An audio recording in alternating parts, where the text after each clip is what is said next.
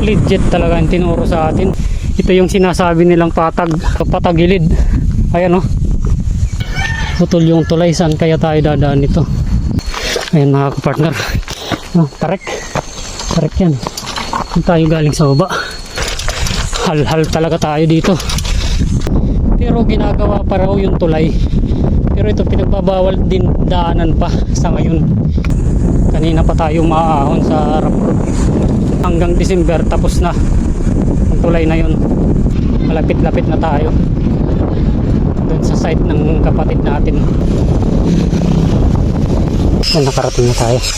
Isang buwan siguro pagka kami nagkakwentuhan, kulang pa. Nasa main road na tayo. 51 kilometers. Ayan mga kapartner, magandang araw sa atin lahat. Mayroon na tayong ilang kilometers na tinakbo.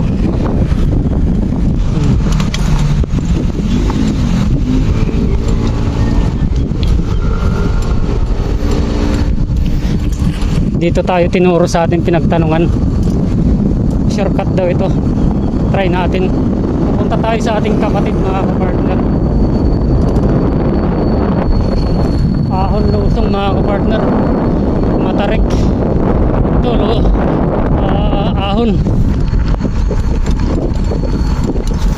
Sa kabila yung inahon natin. Ito ahon.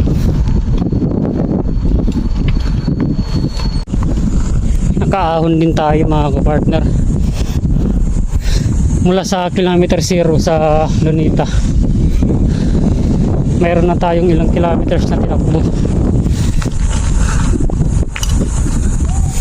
Siguro more or less mayroon pa tayong tatakbuhin mula dito 15 kilometers para marating natin yung site ng ating kapatid.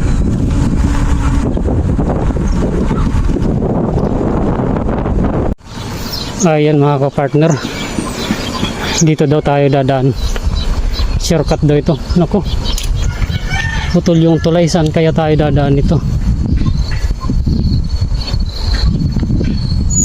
Putol oh.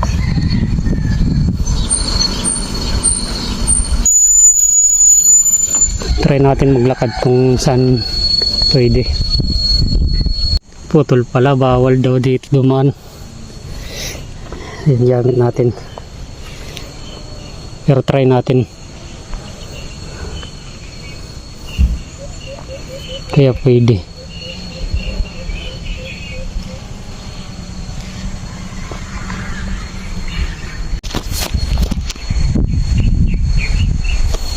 Ayan, nandito na tayo sa baba. Tarik pala nito. Putol kasi yung tulay mga partner. Dito tayo sa baba. Hindi ko lang alam kung pwede makadaan kaya dun. Taas. Kung tayo galing mga kapartner. Ayan, base sa pinagtanungan natin, tagos na daw ito papuntang Pulanggi, Naik. Ayun yung nagpastol ng baka. Ayan. Ito yung gamit natin. Mayroon tayong pupuntahan yung kapatid natin, kontraktor, dun sa Pulanggi. Yun ang ating pupuntahan mga kapartner. Ayan, nakapagpahinga tayong konti. Tarik pala nun. Okay, tara na. Ayan mga kapartner, tarik yan. Kung tayo galing sa baba, grabe, rough road pa.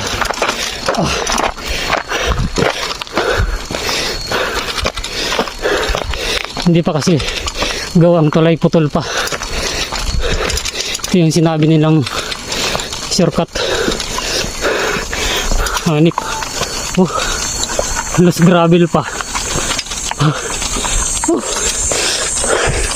Grabe ang tarik. Ayan o, sa likod natin.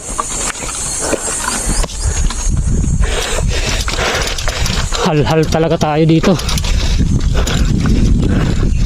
Ayan, mamaya uli mga kapartner. Ayan o, tarik yan mga kapartner. Tarik, doon tayo galing sa kabila. Ito pa yung akyatin natin. Tapos ito gamit natin mga kapartner. Grabe, halal talaga tayo dito. Ayan, tara, let's go. Ayan mga kapartner, ito yung sinasabi nilang patag. Ito yung sinabi nilang patag na shortcut mga kapartner, kaso patagilid. Ayan oh, ito pa yan oh.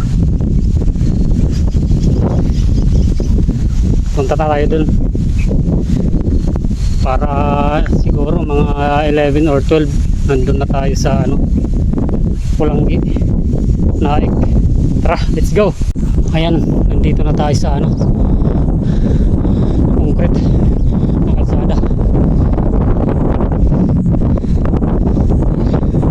Ito tayo nag-video. Ayan, medyo mababa na yung tinakbo natin. Wala talagang kabahayan mga kapartner. Shortcut talaga, legit talaga ang tinuro sa atin. Walang kabahayan. Pero ginagawa pa raw yung tulay. Pero ito pinagbabawal din daanan pa sa ngayon. Kasi ginagawa pa yung tulay.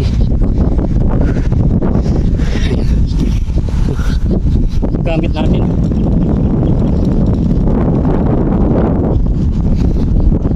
Kikiusap tayo ngayon sa ano, security guard. Bawal daw eh. Ahon, lusong naman sa unahan. Kaya maigpit sila ngayon mga kapartner. Bawal pala ito padaanan pa. Pinasisison yung kalsada. Kaya maraming checkpoint. Ayan. Dating sa unahan, magtatanong-tanong tayo para alam natin.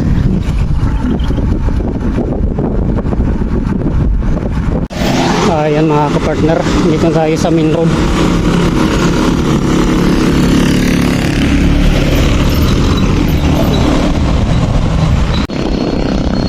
Nakapagtanong din tayo mga kapartner, nasa unahan pa. Lapit lang pala mula dun sa ano, isang main road. Ito Pulanggi na to eh, Pulanggi.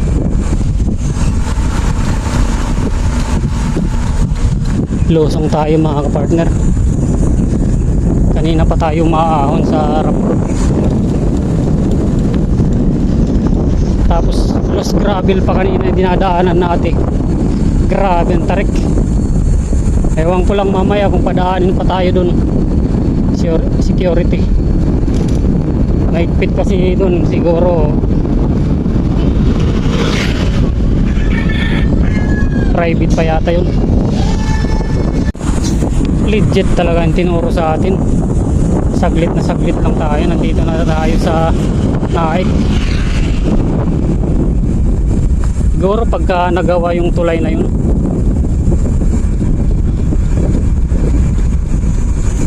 mabilis na pumunta dito. Hanggang December daw ang kontrata nun. Kailangan hanggang December tapos na ang tulay na yun.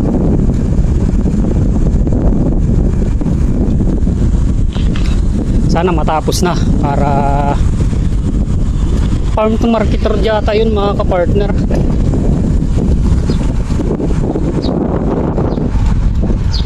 Galing yung agriculture nila dito. Gusto mong mag-aral dito yata. Galing.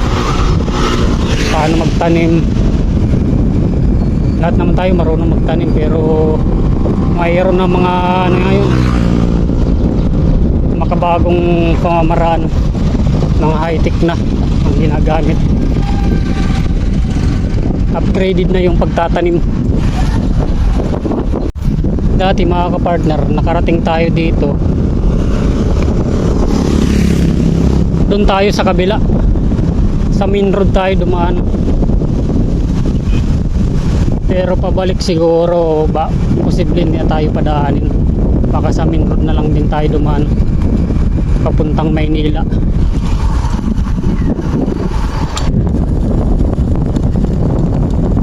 Di tayo nakapidal mga partner. Yan mga kapartner, lusong pa rin tayo. Tarik pala nito.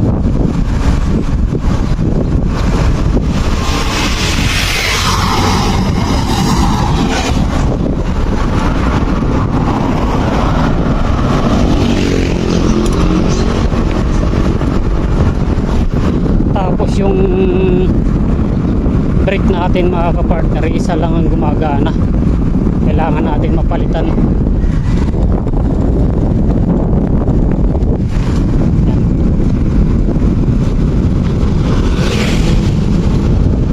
Ang gagawin na lang natin dito, foot brake yung sapatos natin mga kapartner.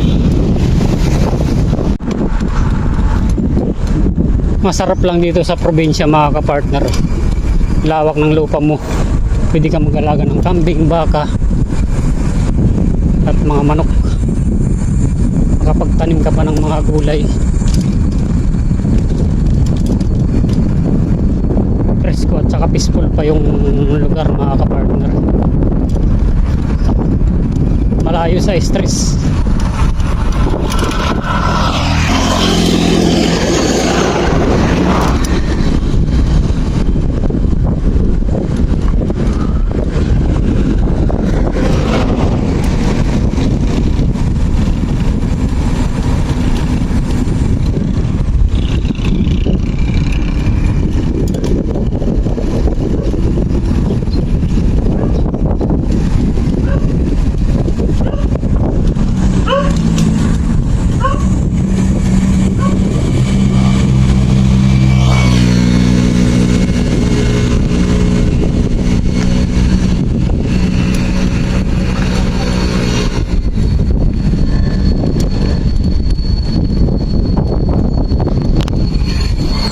Nung unang nakarating tayo dito, lumagpas din tayo hanggang dito. Dito tayo lumagpas mga kapartner. Nung una tayong pumunta dito, galing tayo sa bayan ng Naik.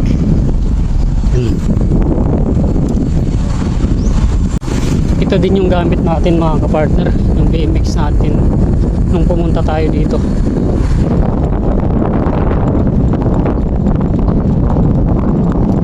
Medyo natatandaan ko to. Dito ako lumagpas.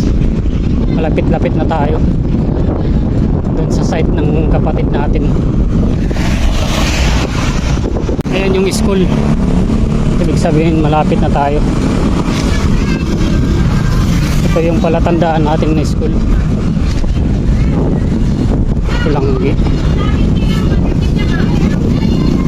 Ayan, malapit-lapit na tayo.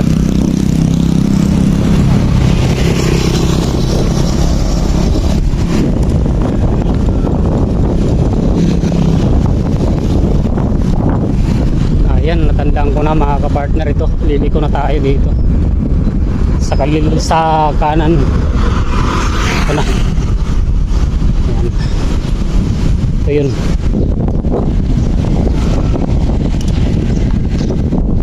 Paalam tayo sa security guard.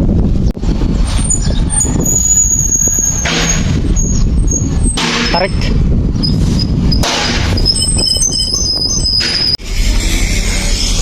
Nakarating na tayo.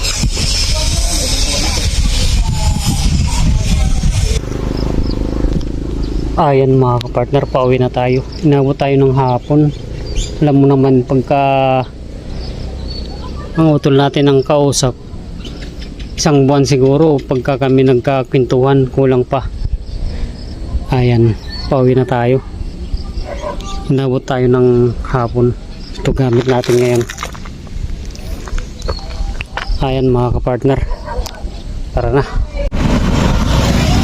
Ayan mga kapartner, nasa main road na tayo. Medyo gagabihin tayo sa daan. Ito gamit natin mga kapartner. Pauwi na tayo mga kapartner. Meron tayong ilang kilometers na tatakbuhin mula dito. Medyo padilim na yung araw. Hindi na tayo dumaan nun sa shortcut kasi bawal na, mahigpit na pinapadaan lahat ng mga dumadaan dun. Dito na tayo sa main road. Medyo ang oras ngayon siguro nasa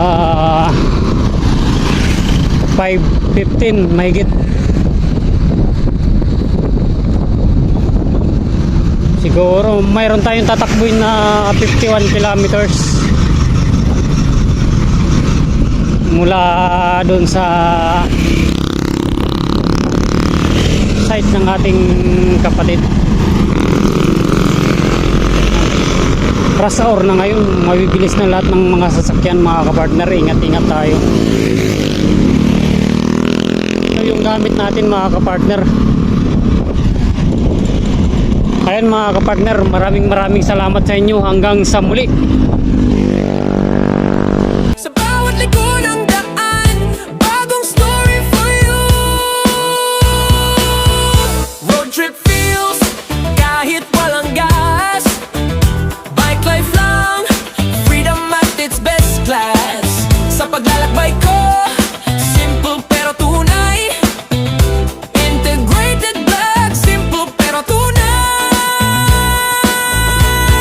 Sa bawat padyak, lugar marating ng payapa.